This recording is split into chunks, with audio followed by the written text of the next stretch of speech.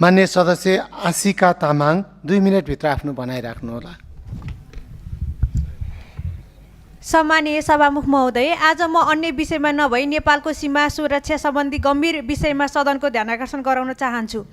सुस्ताको समस्या कुनै नयाँ समस्या होइन, यो धेरै वर्षदेखि अल्झिएको विषय हो। गण्डकी नदीले आफ्नो धार परिवर्तन गर्दै जाँदा सुस्ता क्षेत्रमा नेपालको धेरै जमिन विवादित बनेको छ। पछिल्लो समय त्यहाँ भारतीय सशस्त्र सीमा बल एसएसबी का गतिविधि तथा स्थानीय नागरिकलाई धम्काइएको भन्ने समाचार सार्वजनिक भएका छन्। यस घटनाको वास्तविकता के हो, सरकारले यसबारे के कस्ता कदम चालेको छ र आगामी रणनीति के छ भन्ने विषयमा स्पष्ट जानकारी लिन आवश्यक छ। त्यस्तै लिपुलेख, लिम्बुया, धुरा र कारापानी जस्ता क्षेत्रहरू नेपालको राष्ट्रिय स्वाधीनता र मौलिक अखण्डतासँग जोडिएको संवेदनशील विषय हुन्। यस्ता समस्या केवल ती क्षेत्रहरूमा मात्र सीमित छैनन्, अन्य सीमा क्षेत्रहरूमा पनि विभिन्न प्रकारका विवाद र चुनौतीहरू विद्यमान छन्। कुनै पनि राष्ट्रको सार्वभौमिकताको आधार भनेकै आफ्नो भूभागको संरक्षण र सीमाको सुरक्षाको सुनिश्चितता हो। यदि राज्यले आफ्नो भूमि र सीमाको रक्षा गर्न सकेन भने त्यसले देशको सार्वभौमिकतामै प्रश्न उठाउँछ। त्यसैले